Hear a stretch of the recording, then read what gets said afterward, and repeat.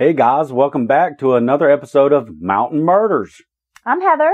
And I'm Dylan. What's up, D? What's crack-a-lackin'? Okay. As the youth says. I'm just going to give our listeners a little insight into our life.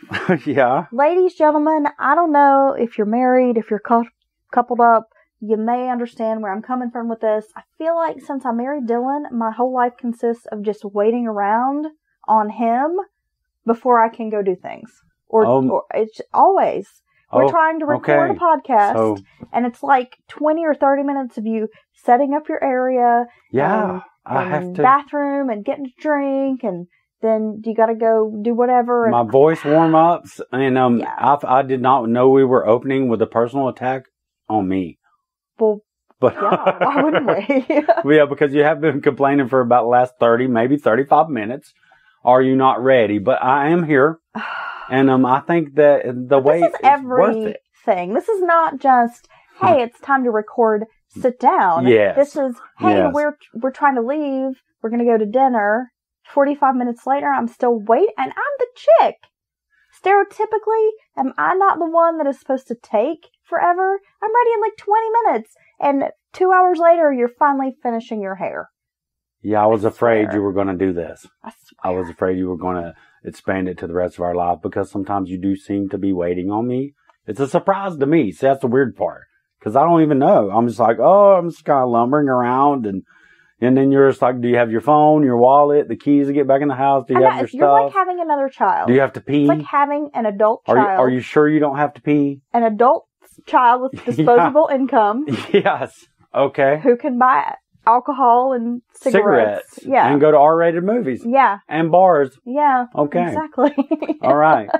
So yeah, that's a thing. So now that I've bitched at my husband, are we ready? I think I pissed her off so much she wouldn't even tell me what this episode was about. It's true. So I don't even know. I'm going to learn. Don't even talk to me. You're wasting more fucking time. And I was like, we're about to podcast, so I kind of got to talk to you. No. And she's like, fuck you. You're in timeout. Okay. Are we ready to get started? I am. I think this is going to bring it around. So we're back with a brand new case. Let's take it back to March 30th, 2009. A day shift employee came to the Pizza Plus store in Tazewell County, Virginia. What she found inside was a grisly scene, which led her to call 911. 911 dispatchers directed the caller to vacate the scene and, not to touch anything inside because, of course, it was a crime scene. Right. Don't walk around the blood. Valerie and Harvey Looney, a married couple, who would have been celebrating 29 years of marriage on this day, were found brutally murdered. Oh, that's sad as fuck. On their 29th wedding anniversary. Yeah, pretty sad. Valerie, 48, and Harvey, 52, managed the Pizza Plus restaurant. The couple both had endured having their throats slit, and Valerie had been bludgeoned in the head with a fire extinguisher. Valerie had multiple defense wounds. An officer said that Valerie's head was literally almost decapitated from her body. Wow, that's very brutal. Very. Harvey was lying by the back door as though he had tried to escape the scene. So imagine they're in the kitchen of this pizza restaurant. Here's Valerie, just horrifically, beaten, battered, sliced up, almost decapitated. And a few feet from that, like leading out kind of the back door, is her husband. Yeah, when you see someone brutally attacked in that type of manner, way up there on the scale, like your instincts kick in. Like, like I have, like fight or flight and all that evolutionary stuff kicks in. Because you're just literally so brutal and fast that you reflexively go into, those thoughts, escape, flight, all that mess. Well, yeah, definitely. And you should. And then there's survivor's guilt sometimes. Obviously, he didn't make it, but then sometimes people do make it. But they shouldn't even feel, be hard on themselves because that was literally the only thing to do. If you didn't leave, you would be dead too. Investigators on the scene note that a mop had been used to try to clean up the area. A money bag containing the previous night's deposit with cash and checks was missing.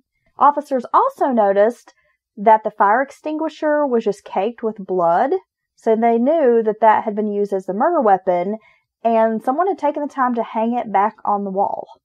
That's weird.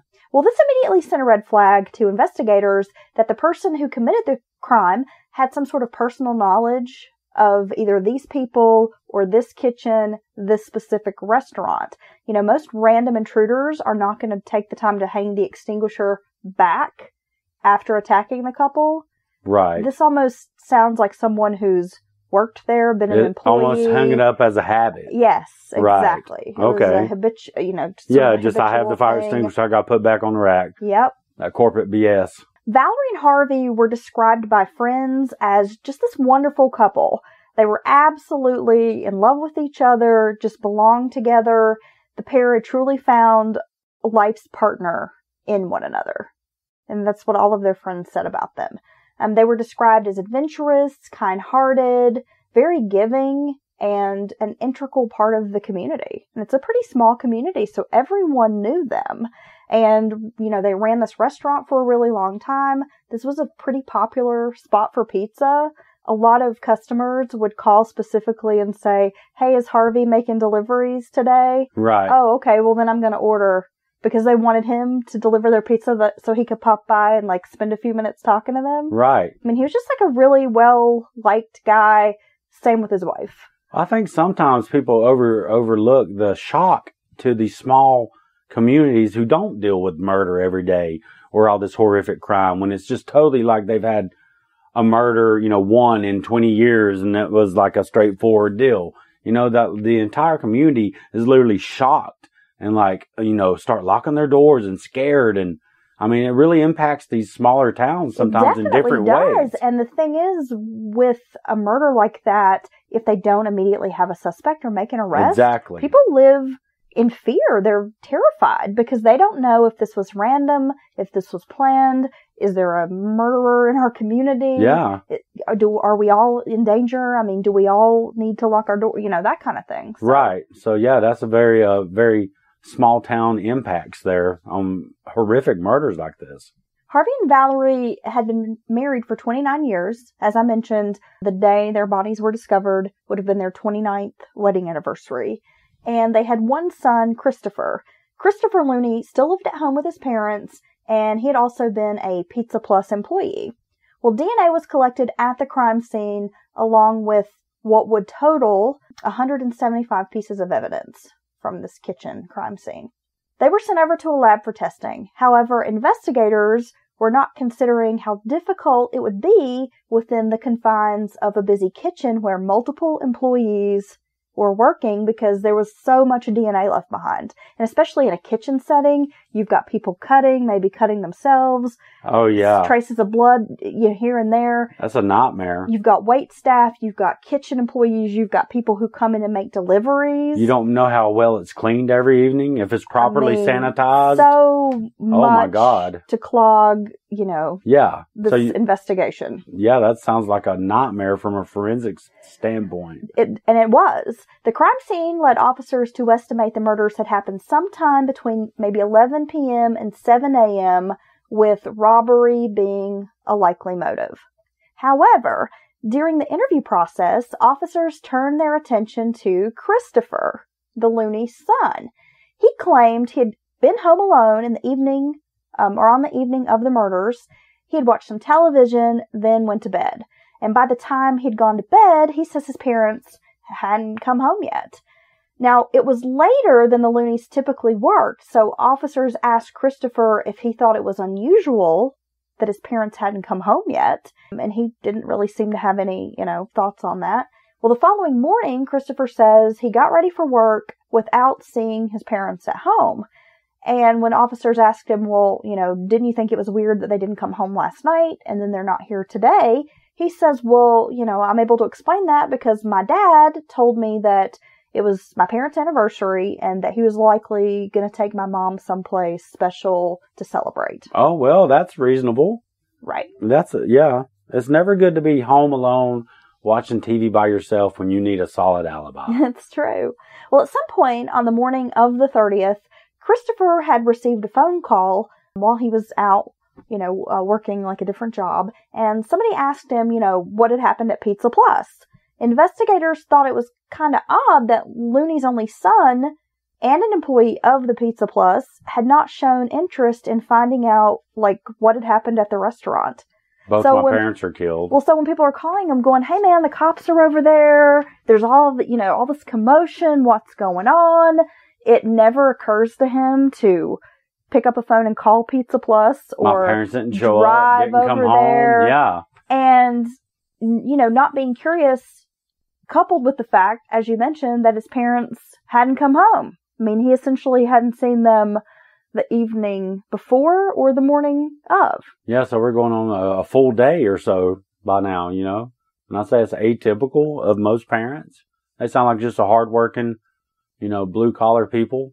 Well, in most families, especially when they have adult children living in the home, people have their different schedules and they come and go, but if your kids didn't see you for like a whole night and a whole morning and they knew you were supposed to be around and you hadn't specifically told them, hey guys, I'm going to be out late. Right. I mean, they would be calling you. Well, you would think. Most people. Right? And then the fact that people are saying, hey, what's going on at the restaurant? And you're just kind of like, oh, well, whatevs.